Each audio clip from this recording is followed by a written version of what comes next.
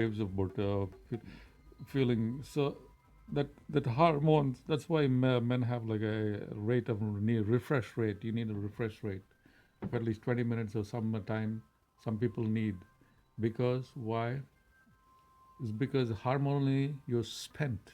You've released all your hormones that you can. You're gone like yesterday. You can't do them again. For you to get yourself up to that spec and get yourself up to that feeling, you need to reproduce, be able to secrete and have all those things ready for the next reload. So understanding your hormones is absolutely another aspect of Tantra that people have really haven't. That's why I is the real love guru. Hashtag. Because I have Dravidya. That's the meaning of Dravidya, the knowledge. Dravidya is a nature of a people too. For me, to my good fortune, to my wonderful fortune, I grew up in it. I swam in the lakes. I grew up in the culture. I can speak the language. I'm a native. But I'm also many other things. But I grew up in the land of the knowledge.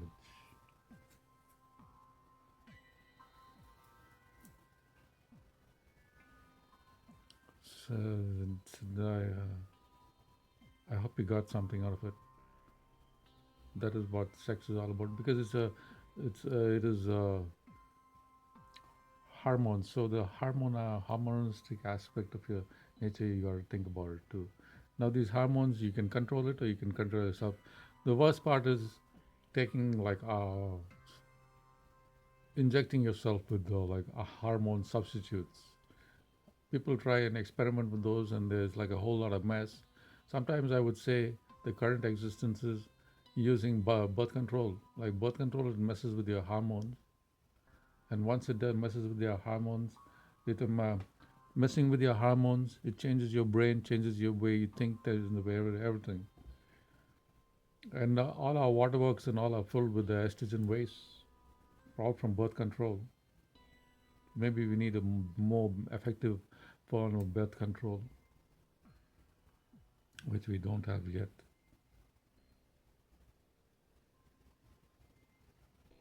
So such are my thinkings and perceptions about the nature of Tantra, and the nature about sexuality and the nature about sex.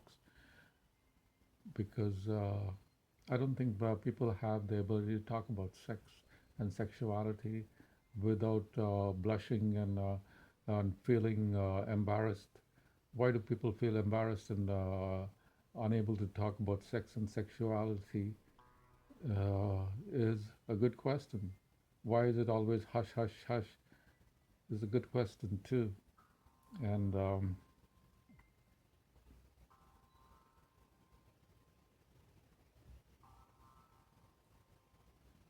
I would say Tantra is all about getting a grip on your sexuality too, getting an understanding about, so that you really don't have any guilt feelings about it.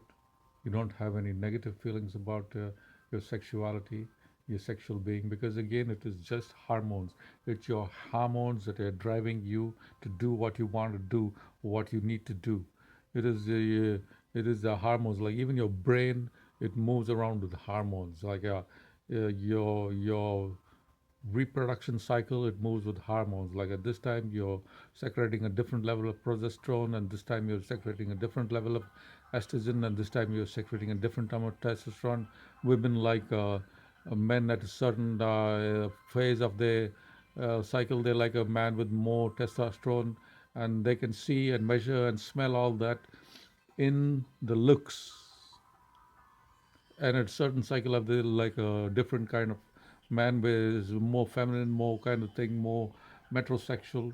So all that is based on your hormones and the way you feel. And that is what Tantra is, understanding understanding the whole cycle, where you learn your hormones and how they affect you and how you can control your hormones. Is it possible? Well, that's what Tantra is all about, my friend, is learning how to control the uncontrollable. So quite essentially, your subconscious is quite uncontrollable. It's totally out of control. You let it. That's what happens to you when you drink. So you let it run amok, and so when your subconscious runs amok, is like a little child running amok in like adult shoes,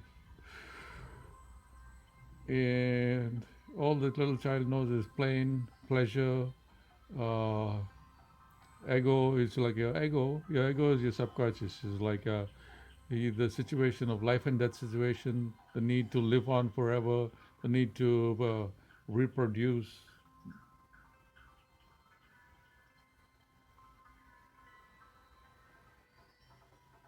And what is there more to talk about Tantra? Why is sex and Tantra involved with thing? Is there sex involved with Tantra only? Is it that's the limit? No, there's more to it. I think there's the mantra aspect too. I really haven't done much research with mantra, but mantra is universally present. Now, mantra, there's the yantra, mantra, and tantra aspects. Again, all these three aspects go beyond religion. They are like before religion. They're almost scientific. They're the nature of person. I'm talking about hormones. I'm talking about scientific. The basic. What are hormones? What is a hormone? A hormone is the chemical that helps communication between two cells.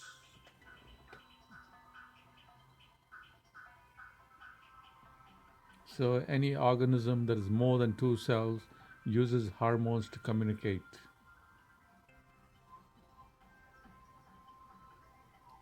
So your subconscious uses hormones to regulate your system too. Maybe if you get a whole lot of what do you call it, adrenaline, that's how you like bang, you get like superhuman strength. Yeah, you need the like they don't you see like they give you like adrenaline like straight in your heart like a bisk, they give you a shot, and then you wake up from a heart attack. Oh, wake up from some kind of bad situation.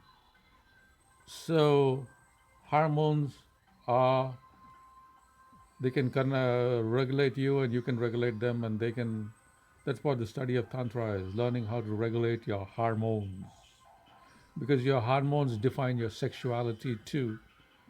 When you get sexually aroused, there's a whole lot of switch of triggers of hormones that you're releasing that are regulating you, and once they take you to a certain stage, you are engaging your subconscious,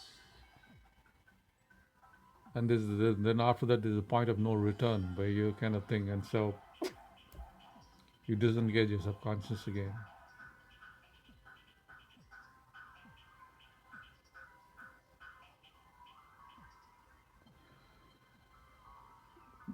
Well, my brothers in Islam might take offense that I'm talking about Tantra, well, and all those things. But if you really talk to some old sages and old priests too, there's divinity, there's sacred. We're not talking about perverse things over here. We're talking about sacred divinity, sacred sexuality, sacred geometry, sacred words, as in mantras and words. Sacred geometry is also there. Also, you have the concept of jana. The what are your rewards for jana? Is the company of the virgins. You're forgetting about that too. You're forgetting about the company of virgins. You're forgetting about what exactly is the nature of jana. I would say if the words might be different, but the word jana, understanding jana is not about dying. Jana is not about committing suicide for yourself. That's not jana. Jana is not about killing yourself. You're not going to find jana there. You got to find jana before you die. Jannah is a state of bliss. So if you ask us, Islamic scholar about what exactly Jannah is, I think one of them he said is Jannah is a state of perpetual bliss.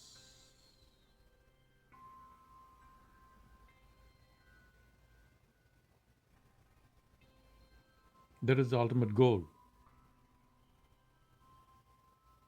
of experiencing Jannah. Can you Frank, I mean, I was again hard to talk in these topics and also, but I think about if you actually practice it. Again, Tantra is all about practice.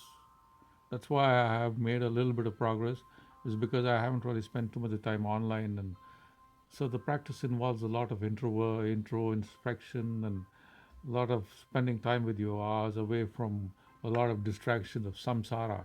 You know what I mean samsara? About human nature, about living in corporate worlds, mostly is connected to a tablet and your iPhone and external stimulus, other than and definitely not a whole lot of experiencing a whole lot of physical expulsion of reproductive materials.